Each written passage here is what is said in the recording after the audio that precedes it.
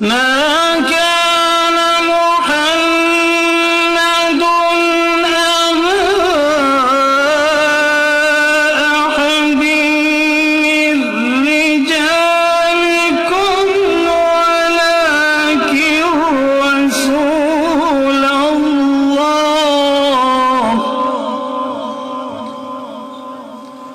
ولكن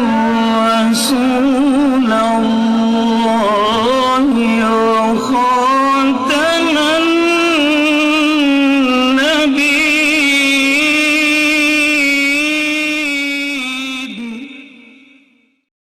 بسم الله الرحمن الرحيم. وما أموالكم ولا أولادكم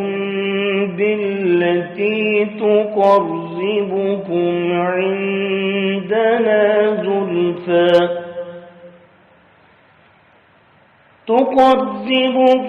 عندنا زلفى إلا من آمن وعمل صالحا فأولئك لهم جزاء الضعف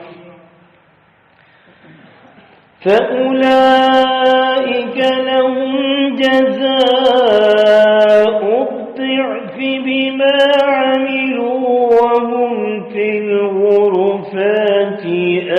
آمنون. والذين يسعون في آياتنا معاجزين أولئك في العذاب محضرون. قل إن ربي يبسط الرزق لمن يشاء من عباده ويقدر له وما أنفقتم من شيء فهو يخلفه وهو خير الرازقين. صدق الله العظیم. شروع کرتا ہوں اللہ رب العزت کے بابرکت نام سے جو بڑے ہی مہربان اور نہایت ہی رحم کرنے والا ہے. ارشاد باری تعالی ہے جس کا معنی و مفہوم ہے کہ اے محبوب کریم میرے پیارے نبی محمد الرسول اللہ صلی اللہ علیہ وسلم، کیوں تو ان کافروں کی باتوں پر رنجیدہ ہوتا ہے، کیوں تو افسردہ ہوتا ہے؟ ولا يحزنك قولهم ولا يضيق صدری. اے محبوب ولا تكن في ضيق مما يمكرون، تو ان لوگوں کے پیچھے مت چل جو دنیا دار ہیں اور بے دین ہیں. یہ شرط ہے، جو دنیا دار ہیں اور بے دین ہیں، جو صاحب اولاد ہیں، جتھے رکھنے والے ہیں، طاقت قوت اسٹرینتھ کے اعتبار سے رکھنے والے ہیں، لوگوں میں بڑا مقام رکھتے ہیں، لیکن بے دین ہیں، ان سے پریشانی نہ کر. ان کا مال ان کا نہیں ہے، ان کی اولاد ان کی نہیں ہے. وما اموالکم، دیکھیے ترجمے کو کہ نہیں ہے ان کا مال. وما اموالکم تمہارا مال، ولا اولادکم اور تمہاری اولاد. ایسے ہی ہوتا ہے، ہم نے دیکھا ہے بے دین لوگوں کو کہ پھر مال بھی کام نہیں آتا، اولاد بھی کام نہیں آتی. میرے ساتھ تجربے ہیں ان لوگوں کے. 13 سال کویت کا نہایت ملین لوگوں کو دیکھا ہے، اور 8 سال ڈیفنس کا. بہت سے ایسے لوگوں کو میں نے دیکھا ہے، اور ان کی اولادوں کو اللہ نے پھر ہدایت دی ہے، میرے ذریعے کسی کے ذریعے، لیکن وہ پھر اس بات کو تسلیم کر رہے تھے کہ ہمارے مال نے ہمیں کوئی فائدہ نہیں دیا. جب تک ہم مسجد میں نہیں آتے تھے، جب تک ہم قرآن کے قریب نہیں تھے، صرف نام نہاد مسلمان تھے، ہمیں اپنے مال نے کوئی فائدہ نہیں دیا، حتیٰ کہ کھانے کی پابندیاں ہیں، وہ گوشت بھی نہیں کھا سکتے، اچھی غذا بھی نہیں کھا سکتے، نہایت ہی کمزور غذا کھاتے ہیں، خربوں کے مالک ہیں۔ ہمارے علاقے میں ایک زمیندار ہے، میاں خیر، ان کا مشہور معروف ہے، پوچھ سکتے ہیں ثناء اللہ میاں خیر، ڈیرہ اسماعیل خان میں۔ اس قدر اس کی پراپرٹی ہے کہ قانون پاکستان کے تحت ایک لمٹ ہوتی ہے پراپرٹی خریدنے کی، بس اس کے بعد پھر پراپرٹی خرید نہیں سکتے۔ اتنی زیادہ پراپرٹی جب کوئی لے لے تو آگے پراپرٹی خرید نہیں سکتے۔ یہ پتہ نہیں، مجھے اب اس کا پورا علم نہیں، لیکن یہ بات کنفرم میں کہہ رہا ہوں کہ وہ مزید اب پراپرٹی نہیں خرید سکتا، اتنی اس کی جائیداد زمین کی صورت میں ہے۔ مگر وہ اپنے ساتھ ایک کپڑے میں روٹی باندھ کے رکھتا ہے جو کی، اس کو کوئی اور کھانا اس کے لیے زہر بن جاتا ہے۔ ڈاکٹروں نے اس کو منع کیا ہوا ہے کہ صرف جو کی روکھی سوکھی روٹی تو کھا سکتا ہے زندہ اگر لینا چاہتا ہے۔ اگر تو نے اس کے علاوہ کچھ کھایا، گندم کی روٹی کھائی یا تو نے کوئی اور مشروب یا کوئی کھانا کھایا، فنش ہو جائے۔ یہ تو دنیا کے اندر دکھا رہا ہے اللہ تعالیٰ، اور وہی شخص اب دیندار ہو رہا ہے اللہ کے فضل و کرم سے، علماء کی محنت سے، مبلغین کی محنت سے۔ ولا اولادکم، اور بہت سے ایسے لوگ دیکھے ہیں جو اولادوں پر اپنی اسٹرینتھ سمجھتے ہیں یا اپنی قوم کو یہ سمجھتے ہیں کہ یہ ہمارے دست بازو ہیں، اور پھر اس کے اوپر پھر اتراتے ہیں، پھر فخر کرتے ہیں، اور پھر اس کے بعد چیلنج کرتے ہیں۔ اللہ تعالیٰ فرما رہے ہیں خیال کرنا انما اموالکم و اولادکم فتنہ، یہ مال بھی تمہارے لیے اور یہ اولاد بھی تمہارے لیے فتنہ ہے۔ وما اموالکم ولا اولادکم الا بالتی ولا اولادکم بالتی تقربکم عندنا زلفا، اور یاد رکھو یہ تمہارے مال اور تمہاری اولادیں التی جس کو تم یہ سمجھتے ہو کہ تم قرب حاصل کر لوگ یہ ہمارا تقربکم، کہ یہ تمہارا قرب ہے۔ جیسے کہ پچھلے آیات میں انہوں نے تانا دیا تھا حضور علیہ السلام کو کہ یا محمد صلی اللہ علیہ وسلم، وہ تو ایسے کہتے تھے یا محمد کہ آپ یہ کہتے ہیں کہ ہم گناہگار ہیں، ہم اللہ کے نزدیک جہنمی ہیں، ہمارے پاس تو مال ہے، ہمارے پاس تو اولاد ہے، اگر اللہ تعالیٰ نے ہم پر اتنا انعام نہ کیا ہوتا تو نہ ہمیں اولاد کیا ہوتا، صاحب اولاد کیا ہوتا، نہ ہمیں صاحب مال کیا ہوتا۔ وما نحن بمعذبین، ہمیں تو کبھی عذاب ہوگا ہی نہیں۔ اللہ تعالیٰ اس کا جواب دے رہی ہیں خبردار، یہ مال اولاد جو تمہارے اوپر فراوانی ہے، تمہارے اوپر عیش ہے، تمہارے اوپر صحت ہے، تمہاری جوانی ہے، تمہارے پاس عزت ہے، تمہارے پاس دولت ہے، تمہارے پاس اقتدار ہے، یہ سب کچھ نہیں ہے۔ تم اس کو قرب کا ذریعہ مت سمجھو۔ اللہ کہہ رہا ہے اندنا، ہمارے نزدیک، زلفا، ایک درجہ بھی، زلف کہتے ہیں بال کی چھوٹی سی لٹ کو، زلف لٹ کو کہتے ہیں کہ تم ایک لٹ کے برابر بھی اللہ کے نزدیک قرب حاصل نہیں کر سکتے۔ کیا عجیب انداز اللہ کی کلام کا ہے، ذرا غور تو کیا کرو کہ کیسے پیارے پیارے لفظوں سے اور کیسے پیارے پیارے جملوں سے اللہ تعالیٰ اپنے بندوں کو سمجھا رہا ہے۔ الا من آمن وعمل صالحا، ہاں مگر تمہارے لیے تمہاری اولاد نہیں، تمہاری جنا یہ مال نہیں، اگر عمل صالح ہے تو کالا بلال بھی ہے تو ہم اس کو بیت اللہ کی چھت پہ چڑھنے کا حکم کریں گے کہ اٹھ پر چڑھ جا اور جا کے اذان دے، کہ ابو سفیان بھی کہہ رہا ہے، دوسرے بھی بڑے بڑے قریش مکہ کہہ رہے ہیں کہ یہ روز بد ہمیں نہ دیکھنا پڑنا ہوتا، اور حالت یہ ہے کہ شکر ہے ہمارے ماں باپ مر گئے، ورنہ وہ بھی اس روز بد کو نعوذ باللہ دیکھتے۔ اور اللہ تعالیٰ نے ان کی یہ بات رسول اللہ تک پہنچا دی کہ یہ کہہ رہے ہیں کہ اس کالے قبضے کے سوا اس محمد صلی اللہ علیہ وسلم کو اور کوئی شخص نظر نہیں آتا تھا، اتنی بڑی عزت والی جگہ پر ایک کالے چھوٹے قد والے کو کھڑا کر دیا ہے۔ اللہ تعالیٰ کو یہ بات پسند نہ آئی، فوراً آیات نازل کر دی، ان اکرمکم عند اللہ اتقاکم، خبردار اس کالے چھوٹے قد والے سے نفرت نہ کرنا ورنہ ایمان سے فارغ ہو جاؤ گے، بلال کے بارے میں کہا، اور خیال کرنا اے کافرو تم جو یہ سمجھ رہے ہو کہ عزت کا دار و مدار صاحب ثروت ہونا ہے، صاحب اولاد ہونا ہے، صاحب جان ہونا ہے، نہیں نہیں، اللہ کے نزدیک عزت کا معیار تقوی ہے۔ جو تقوی اختیار کر دیتا ہے وہ اللہ کے قریب ہو جاتا ہے۔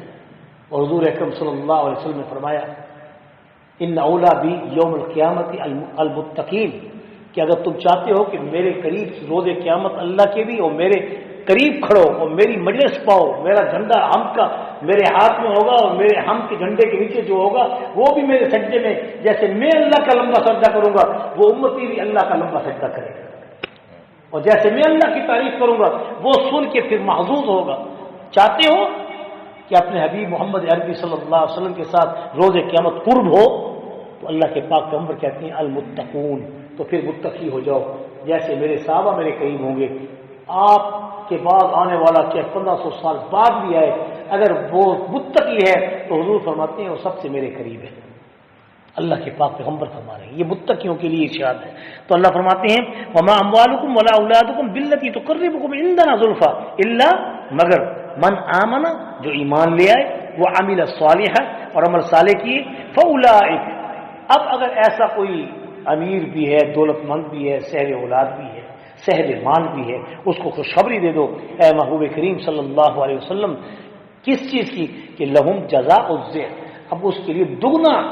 نیکی کے اندر عمل ہے۔ اگر ایک عام شخص ایک نماز پڑھتا ہے تو ایک نماز کا ثواب پائے گا،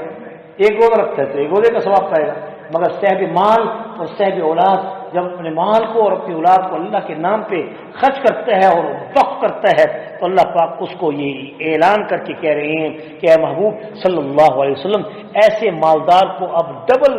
دگنا جزا کا اظہار کر دو کہ ان کی نیکیاں ایک نہیں ڈبل لکھی جائیں گی، ایک دولت کے خرچ کرنے کی وجہ سے، ایک ان کے عمل کرنے کی وجہ سے۔ یہ ہے ان کے لیے پھر اللہ کا احسان، بما عملوا، جو وہ عمل کریں گے، وہم فی الغرفات آمنون، اور وہ پھر ایسے ایسے غرفوں میں ہوں گے، ایسے ایسے بڑے بڑے گھروں میں ہوں گے کہ جس میں وہ امن کے اندر ہوں گے۔ والذین یسعون فی آیاتنا معاجزین، اور وہ لوگ جو سازشی ہیں، منافق ہیں، نام نہاد مسلمان ہو کر اسلام سے منہ موڑنے والے ہیں اور امت کو برگشتہ کرنے والے ہیں، امت کو بدراہ کرنے والے ہیں، اور وہ چاہتے ہیں، کیا چاہتے ہیں کہ ان کی کوشش ہے، یسعون سعی سے ہے، سعی کہتے ہیں محنت کرنے کو، تو اس کی سعی کیا ہے، اس کی محنت کیا ہے؟ والذین یسعون، سعی کرتے ہیں، سعی صفا مروہ کو بھی سعی اس لیے کہتے ہیں کہ وہ دوڑ ہوتی ہے، محنت ہوتی ہے، وہاں پر چلنا ہوتا ہے، 3 کلومیٹر کا فاصلہ طے کرنا ہوتا ہے 7 چکروں میں، مذاق نہیں ہے، تو 3 کلومیٹر کا فاصلہ 7 چکروں میں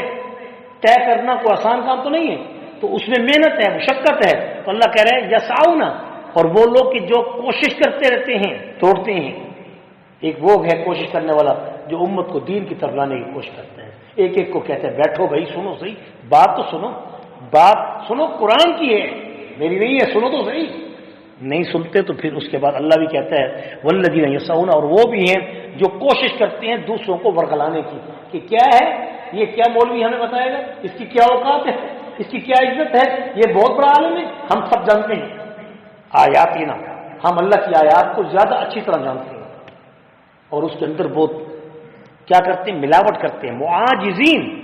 اور پھر اللہ کی آیات کو تروڑ مروڑ کے پیش کر کے اللہ کے دین کو دراصل وہ عاجز کرنا چاہتے ہیں،